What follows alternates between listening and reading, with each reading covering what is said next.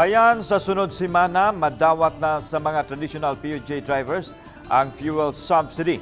Ang ubang drivers adunay awhag kini ang hiniusang gisundan sa GMA Regional TV. Good news sa mga traditional PUJ drivers ug operators sa Central Visayas kay posibleng madawat na ninyo ang fuel subsidy sunod semana. Sumahan ni LTFRB 7 Director Eduardo Montialto nga ipaagi sa pasada card ang paghatag sa fuel subsidy. Mukapin sa 7,000 pesos ang madawat sa mga pasada card holders apan posibleng ubos o medyo gamay ang madawat dinhi sa Central Visayas.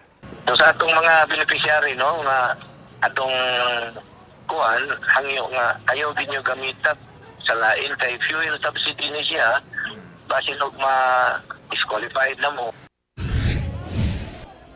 22 katuig nang nagmaneho og PUJ ang 46 anyos nga si Joel Dumusmog. Matag higayon nga adunay pagsaka sa presyo sa gasolina, mga yanong driver sa Manila ang labing apektado. Busad akong tabang unta kanila ang Pantawid Pasada cards. Pagkuha sa operator, kubra to sa operator, itigaara may sa 2,000, tigaara ko 2,000. Pag otro 20, tigaara ko t-shirt sa kabog katong mga ligo may maura. Karon bot na bagay maabot. Dapat nga rin, tas driver kay kami mo tubil o fuel. Samtang ang 56 anyos nga si Imedyo Gyaw, nanawagan nga unta, direktang ihatag sa driver ang fuel subsidy, inay sa mga operator.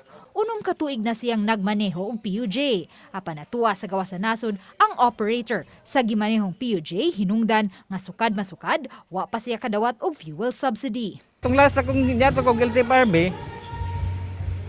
nangutana kung muhatag pa ba sila itong ATM card, gi-cut off na daw nila.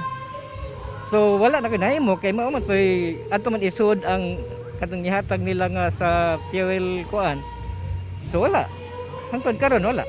Sila si Imedyo ug Joel duha lang sa mga PUJ drivers nga nanawagan nga unta direktang mahatag ang fuel subsidy kanila. Ako si Luan Merondina. Ako si Alan Domingo. Balitang Bisdak.